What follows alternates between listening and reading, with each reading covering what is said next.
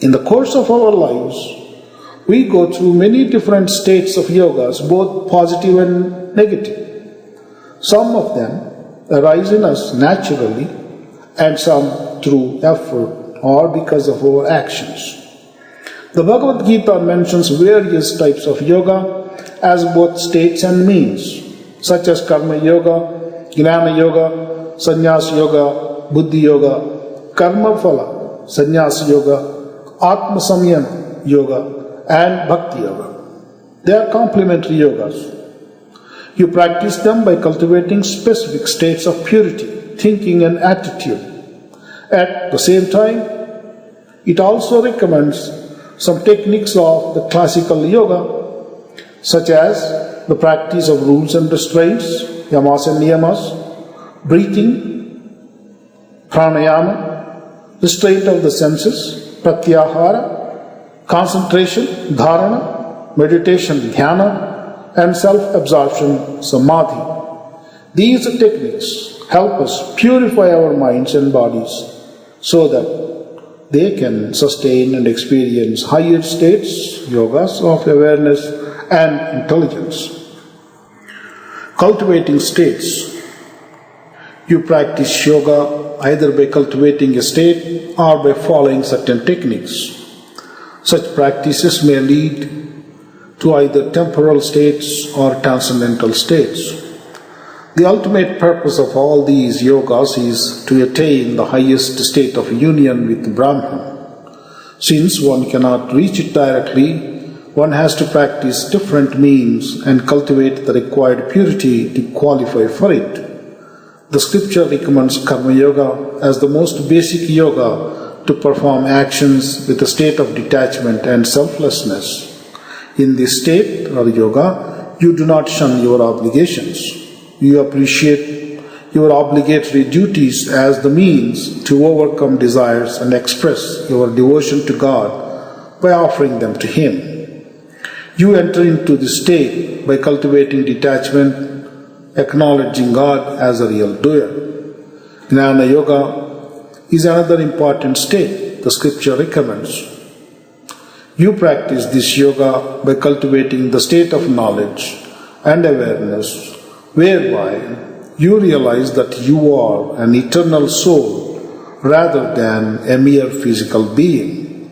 The practice of Jnana Yoga leads to the knowledge of self and Brahman, whereby you experience oneness with them. In Buddhi Yoga, you enter into a state of wisdom, whereby you know the right from the wrong and the good from the evil. You learn to use your discretion, choose wisely, and avoid negative consequences. In Sannyas Yoga, you resort to the state of renunciation, whereby you renounce desires and the fruit of your actions. You do not renounce work, but the desire hidden in it.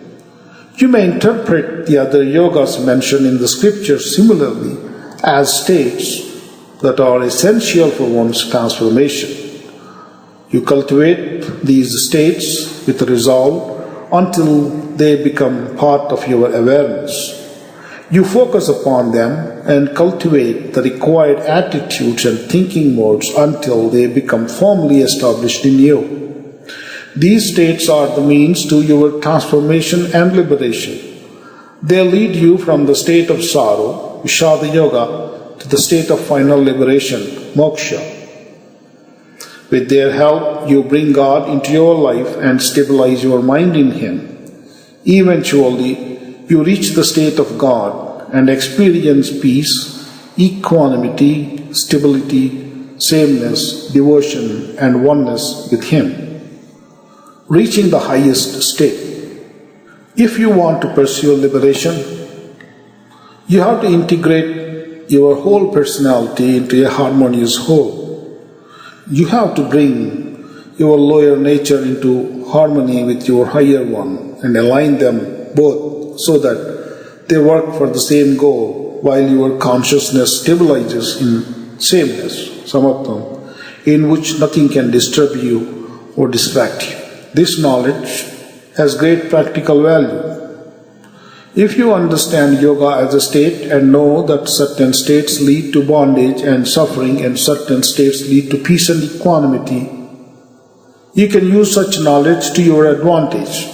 With practice, you can cultivate certain modes of thinking and remain in particular states to stay free from desires and passions.